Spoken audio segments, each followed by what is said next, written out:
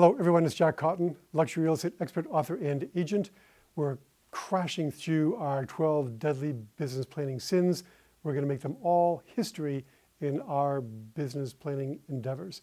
Today we're going to talk about number 9, which is not having time to execute. How often do you hear people say, how often do you say, I just don't have time. I don't have time to create a business plan. I don't have time to, debrief my numbers from last year. I don't have time for this, I don't have time for that. Not having time to execute your plan is one of the 12 great business planning sins. So let's talk about some time management ideas. We'll talk about some steps in planning your day. It sounds crazy, it sounds basic, it sounds, kindergarten level, but having a to-do list or a task list each and every day is a good thing to have, because I know sometimes I get so busy that all of a sudden there's nothing.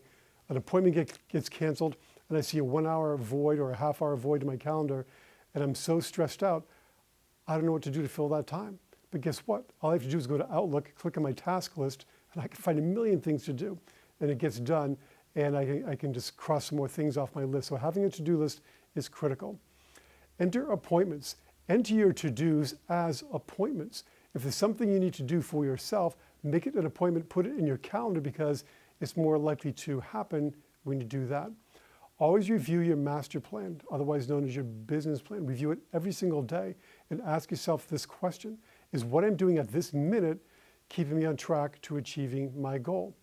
Identify items you can delegate to other people. Maybe there's other people in your office who can do certain things for you. Figure out what they are and get it done. Plan your prime time. My prime time is early in the morning. It used to be late at night, but now I just pass out late at night. I can't do what I used to do all night in terms of creating content for you. So early morning is now better for me, and midday is also better for me. There's no right, there's no wrong, just know what it is and plan the hardest chores, the hardest tasks and challenges for your prime time. So here's some stuff here that you need to put in your calendar as appointments: your company meeting, your company tour, your MLS tour. Block out some time to call customers. Block out some time to check on transactions.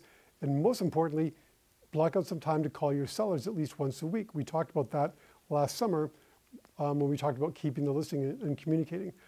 Lunch, that's the highlight of my day, even though it's oftentimes in my car or at the office, but I always plan for it and have it in your calendar.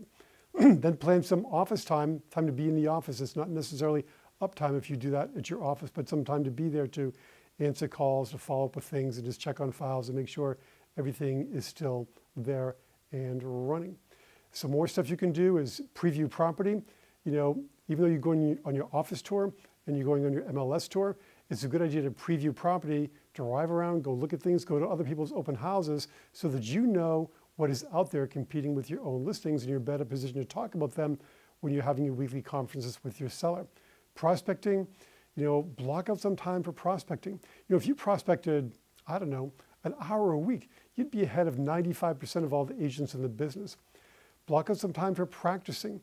We're the only profession where we practice on our clients. So practice with your pets if you want, but practice with somebody before you go out on a listing presentation. Do your presentation with another agent or a family member, or if that doesn't work, sit down with your dog or your cat and watch their facial expressions. They'll tell you if you're on the right track or not. Plan some days off. Plan some time for reading or study. Try to do an hour or 2 per day of reading and study. Make a goal of whatever it is. My goal is a book a week. I try to read a book a week. Do I reach that? No, but I still manage to read 25 or 30 books in the course of a year. And it helps me in my business, helps me become better at what I do.